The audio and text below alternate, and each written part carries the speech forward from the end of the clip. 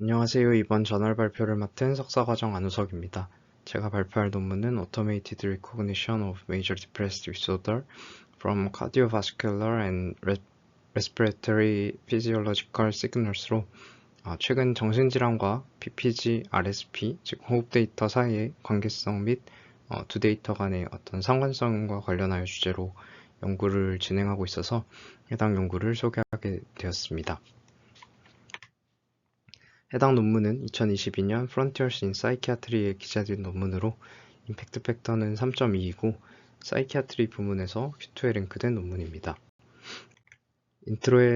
논문의 인트로는 총 3문단으로 이루어져 있었습니다. 우선 첫 번째 문단에서는 MDD에 대해 증상과 심각성에 대해 소개하고 그에 따른 컴퓨터 기반의 진단 보조도구의 중요성에 대해 언급하였습니다. 그 다음 문단에서는 MDD 및 자살 사고와 어떤 호흡 그리고 심혈관 활동에 대한 선행 연구들에 대해 소개했는데요.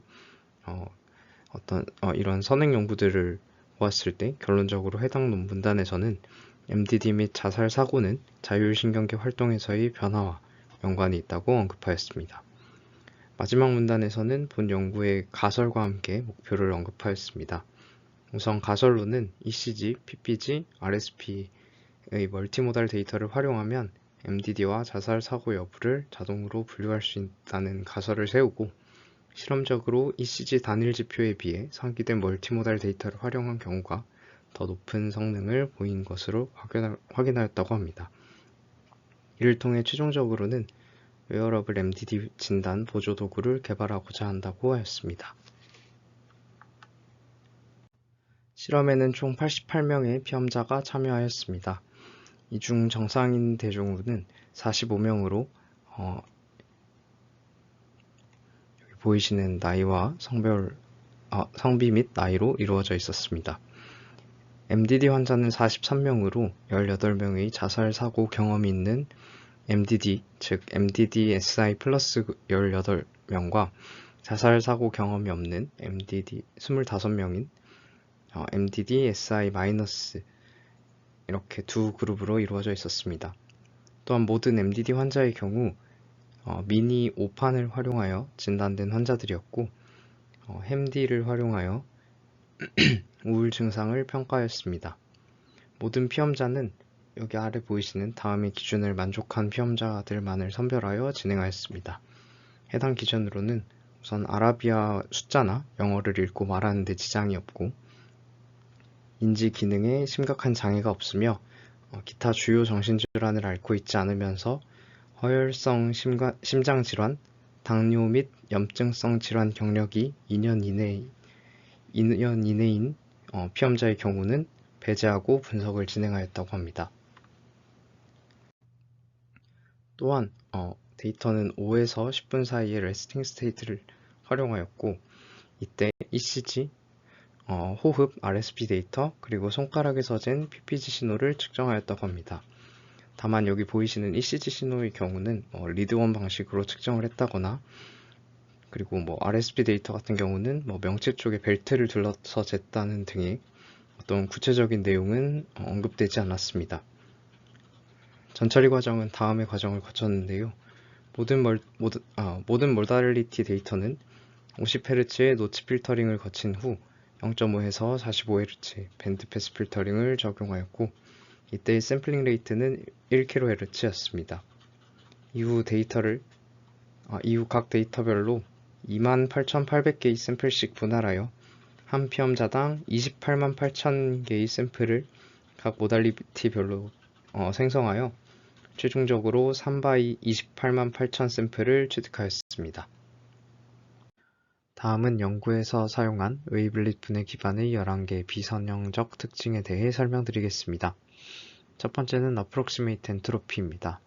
이는 신호가 불규칙하고 변동성이 클수록 값이 증가하며 이는 MDD나 자살 사고의 생리적 불안정성을 반영한다고 합니다. 두 번째는 시그널 에너지입니다. 해당 특징은 신호 진폭을 기반으로 전체 에너지 크기를 계산하며 PPG나 호흡 파형의 강도 변화를 파악하는 데 유용하다고 합니다. 세 번째는 살리스 엔트로피로 해당 지표에서는 비정상적, 비평형적 패턴을 잘 반영하는 일반화된 엔트로피라고 합니다. 이는 복잡한 생리신호 분석에서 강점을 가지고 있다고 합니다. 네 번째는 콜모고로프 시나이 엔트로피로 해당 특징은 신호가 생성할 수 있는 최대 정보량인 혼돈 수준을 측정하는 특징이라고 합니다. 이를 통해 RSI, 즉 호흡과 심장 사이의 주기성 붕괴와 같은 현상을 포착할 수 있다고 합니다. 다섯 번째는 셔넌 엔트로피입니다.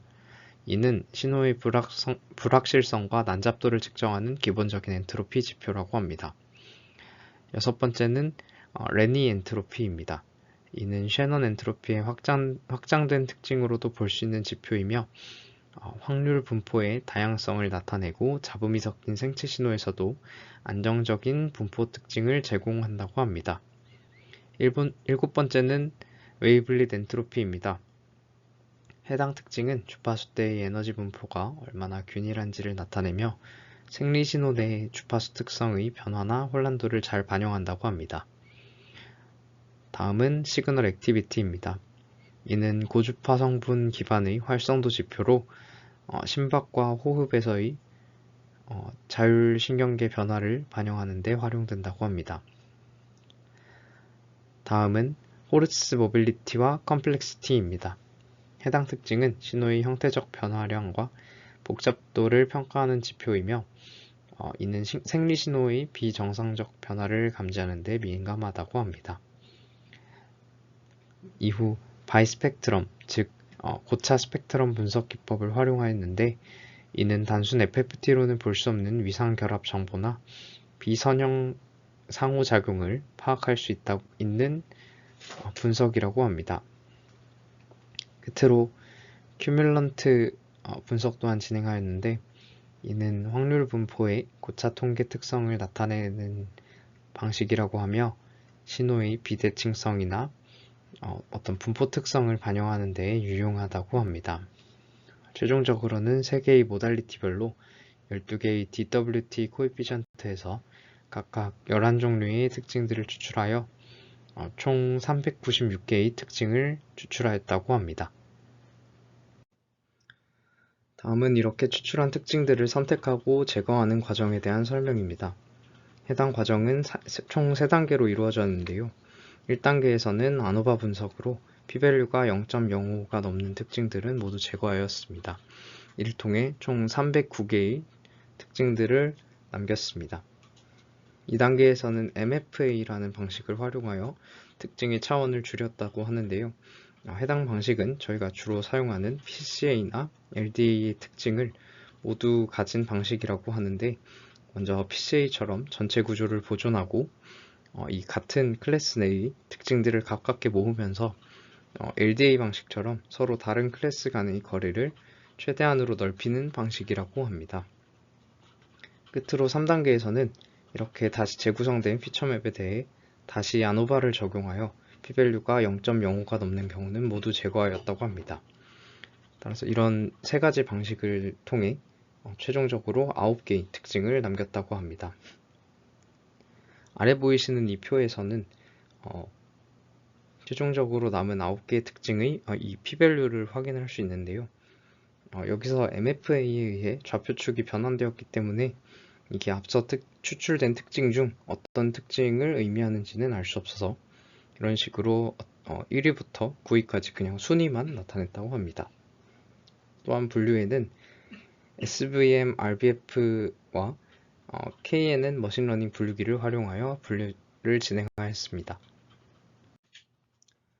다음은 결과입니다. 첫 번째는 유니모달 데이터를 활용하여 머신러닝 분류를 각각 진행하고 그때의 분류 성능을 나타낸 표입니다.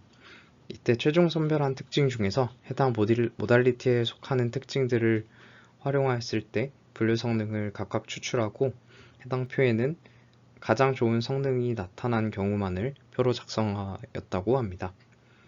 이를 살펴보면 모두 ECG를 활용한 경우가 다른 모달리티를 활용한 경우에 비해 가장 높은 성능을 나타내었고 그때의 정확도는 약 69.32% 그리고 72.73% 정도로 나타났습니다. 이에 대해 저자들은 ECG 신호는 PPG 신호보다 심장의 활동에 대한 정보가 더 상세히 기록되고 나아가 ECG 파형으로부터 호흡과 관련된 성분도 어느 정도 추출이 가능한데 이러한 점이 11가지 그 엔트로피 관련 특징 추출 과정에서 어느 정도 반영된 것으로 파악했다고 합니다. 다음은 멀티모달 데이터를 활용하여 머신러닝 분류를 진행하고 그때의 분류 성능을 나타낸 표입니다. 먼저 KNN 분류기를 살펴보면 K는 5, 그리고 인풋으로 활용한 특징은 최종적으로 9개의 특징 모두를 활용하였을 때 약 75%의 가장 높은 정확도를 보이는 것으로 나타났습니다. 다음은 SVM RBF 분류기의 성능입니다. RBF 커널의 폭을 나타내는 이 시그마 파라미터가 1.8이고 인풋으로 활용된 특징이 6개일 때 약 85%의 가장 높은 정확도를 나타낸 것을 확인할 수 있었습니다. 해당 결과를 통해 유니모달 데이터를 활용한 경우에 비해 멀티모달로 모든 데이터를 활용하고 분류를 진행한 경우가 더 성능이 높게 나타나는 것을 확인하였다고 합니다. 다음은 가장 성능이 높게 나타났던 SVM RBF 분류기에서의 컴퓨전 매트릭스와 ROC 커브를 나타낸 결과입니다. 해당 결과를 살펴보면 MDD 환자군 내에서는 MDD-SI-군과 MDD-SI+군은 비교적 약간의 오류가 나타나는 부분이 조금 나타나기는 했으나 MDD 환자군과 정상 대조군을 비교한 2클래스 분류의 경우 거의 대부분 정답으로 분류한 것을 확인할 수 있었습니다.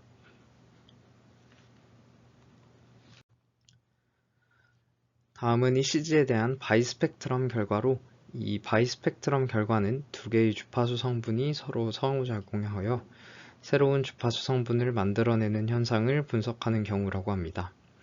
이를 통해 신호의 비선형성, 주파수 간 커플링, 그리고 FFT로는 확인할 수 없는 고차원적인 구조를 확인할 수 있다고 합니다. 해당 그림에서 X축과 Y축 범위를 라디안 퍼 세크로 하여 주파수를 설정했고 이게 플러스 마이너스 한 0.5 정도까지 나타난 것으로 확인을 할 수 있었습니다. 이게 논문에서는 명확하게 명시가 되지는 않았으나 라디안 퍼 세크인 각 속도를 고려해서 이걸 다시 단위를 헤르츠로 변환하여 계산을 하게 되면 0부터 약 플러스 마이너스 0.8Hz 정도까지 초저주파수 대역을 커버하는 그림이라고 봐주시면 될 것 같습니다. 이때 이 음수값이 나타나는 것을 볼 수 있는데 다들 잘 아시다시피 프리에 변환을 했을 때 이 수학적으로만 존재하는 음수 주파수 성분과 해당 내용은 동일한 내용이며 최종적으로 이는 프리의 변환과 마찬가지로 해석에는 활용하지 않는다고 합니다. 또한 해당 결과를 살펴볼 때는 여기 보이시는 이런 식의 패턴의 모양, 그리고 이런 롭들의 개수, 어떤 대칭성, 왜곡 정도, 그리고 컬러 맵으로 표현된 커플링 강도 정도를 확인할 수 있다고 합니다. 먼저 A인 HC의 경우를 살펴보면 중앙만이 아니라 여러 방향으로 이런 식으로 다 퍼져 있는 것을 확인할 수 있었고 이 또한 대칭적으로 조화롭게 나타난 것이 확인되었습니다. 이는 HC의 경우 생리적 리듬이 복잡하고 서로 조화롭게 상호작용하며 나아가서 이는 정상적인 HRV 복잡성을 의미할 수 있다고 합니다. 반면 B의 MDD-SI-군을 살펴보면 아까와는 달리 매우 단순한 구조의 파형을 보이는 것을 알 수 있고 이는 중앙의 작은 타원 롭 하나만을 보이는 것을 알 수 있다고 합니다. 이는 HC에서 나타났던 생리적 복잡성이 붕괴되고 MDD 환자들에게서 흔히 나타나는 생리적인 저활동성이 나타난 것이라고 저자들은 언급하였습니다. 끝으로 C의 MDD SI 플러스군을 살펴보면 다시 HC와 마찬가지로 복잡성이 나타나는 듯 보이지만 HC와 달리 왜곡된 형태를 보인다고 하는데요. 이 왜곡된 형태라는 걸 좀 자세히 살펴보니까 약간 이런 식으로 축을 그었을 때 해당 지표들이 약간 축과 정확하게 이렇게 대칭을 이루지 않는 그런 대칭성의 문제로 묘사하는 것으로 확인하였습니다. 이는 MDD-SI 플러스군에서는 리듬 간 상호작용이 과도하게 활성화되거나 불안정한 방식으로 나타나는 것으로 해석이 된다고 저자들이 언급하였습니다. 다음은 큐뮬런트 플롯으로 해당 그림을 통해 고차 통계적 구조를 확인할 수 있다고 합니다. 이에 대해 조금 더 구체적으로 설명하면 1차 통계적 특징은 평균, 그리고 2차 통계적 특징으로는 분산 및 공분산을 주로 파악한다고 하고, 여기서 보이시는 것처럼 고차에 해당하는 경우는 3차 이상의 통계적 구조로 3차의 통계적 특징으로는 비대칭성, 외도, 그리고 위상의 비정상성 등 다양한 비선형성을 직접 추정한다고 합니다. 해당 그림은 모두 이 3차 통계적 특징 중 하나인 지연된 시간을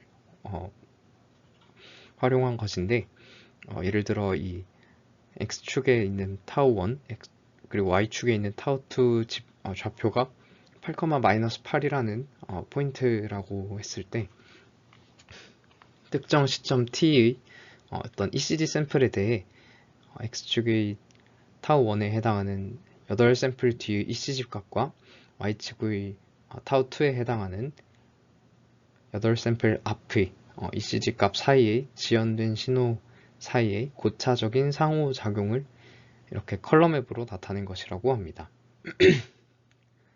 다시 말해 특정 시점 t를 기준으로 색이 빨강에 가까울수록 특정 시점 t와 t 플러스 타우1 그리고 t 플러스 타우2 사이에 강한 상호작용이 있고 비선형적인 커플링이 강하다는 것을 의미한다고 합니다. 반대로 파랑에 가까울수록 해당 세 시점 사이에 상관성이 약하거나 거의 없다는 것을 의미한다고 합니다. 이런 전체적인 패턴 모양은 ECG 리듬의 복잡성, 비대칭성, 그리고 왜곡된 정도 등을 파악하는 데 활용된다고 합니다. 이 그림들에 대해 각각을 좀 해석을 해보면, 먼저 A의 HC 경우 곡선의 폭이 이런 식으로 넓게 나타나고 다양한 리듬이 조화롭게 결합되어 있으며, 이러한 것들은 해당 그림에서 고차 통계적 복잡성이 높게 나타난 것으로 확인된다고 합니다. 나아가 이는 자율신경계가 안정적으로 작동하고 있다는 의미로도 해석이 가능하다고 합니다. 다음은 MDD-SI-군에서의 결과입니다. 앞선 결과와 마찬가지로 심박 리듬 간 상호작용이 크게 약화되어 있는 것이 나타난다고 하는데요. 이는 생리적 복잡성이 붕괴된 것이 이런 식으로 시각화된 것이라고 하며, 나아가 자율신경계 조절 능력이 저하된 상태를 의미한다고 합니다. 다음은 MDD-SI 플러스군 결과입니다. HC와 마찬가지로 약간 복잡한 듯한 그림이 나타나는 것으로 보이지만, 해당 결과에는 이런 식으로 중심이 조금 찌그러지게 되고 한쪽으로 치우쳐진 결과를 보였다고 하는데요. 이는 자살 사고가 있는 환자의 경우 비정상적인 커플링 양상을 보이고, 이는 나아가 자율신경계 반응이 불안정하게 나타나는 것을 의미한다고 합니다. 마지막으로 결론입니다. 해당 논문에서는 멀티모달 데이터를 활용하여 HC와 MDD를 분류하는 투클래스 분류에서는 약 96.6%, 그리고 자살 사고까지 포함한 3클래스 분류에서는 약 85.2%의 높은 분류 정확도를 도출하였습니다. 또한 이런 과정에서 특징 선택을 아노바와 MFA 방식을 활용하여 체계적으로 수행하였다고 언급하였습니다. 다만 한계점으로는 우선 샘플 사이즈가 작았고 단일 시점의 데이터만을 활용하여 치료 전후 변화를 비롯한 장기적 분석이 이루어지지 않았으며 최적의 파라미터 튜닝과 모델 선택에 한계가 있었다고 언급을 하였습니다. 최종적으로 MDD 자동 진단 인식 및 나아가서는 정신의학적 증상 점수까지 자동으로 평가하는 딥러닝 모델을 구축하고자 한다고 하며 추가적으로 동일 환자를 장기적으로 추적하여 변화를 파악하고자 하는 연구의 중요성에 대해서도 언급하였습니다. 해당 연구에서는 호흡 데이터와 심장에서 유래되는 ECG나 PPG 신호 사이의 상관관계가 어느 정도 나타난 것으로 확인을 했고, 추가적으로 바이스펙트럼 플랫이나 큐뮬런트 플랫 등 저희가 자주 활용하지는 않는 분석 기법에 대해 공부할 수 있어서 좋은 경험이 된 것 같습니다. 다만 이 두 가지 기법 모두에 대해 굳이 약간 이런 식의 그림을 활용하지 말고 단순히 코릴레이션을 확인을 해도 어느 정도 파악이 되지 않는가 하는 의문이 들었고, 그 외에도 질환군에 상관없이 큐뮬런트 플랫에서 지연 시간이 너무 큰 시점에서 조금 진한 어떤 좀 빨간 상관관계가 나타난 것은 아닌지에 대한 의문도 들었습니다. 긴 발표 들어주셔서 감사합니다.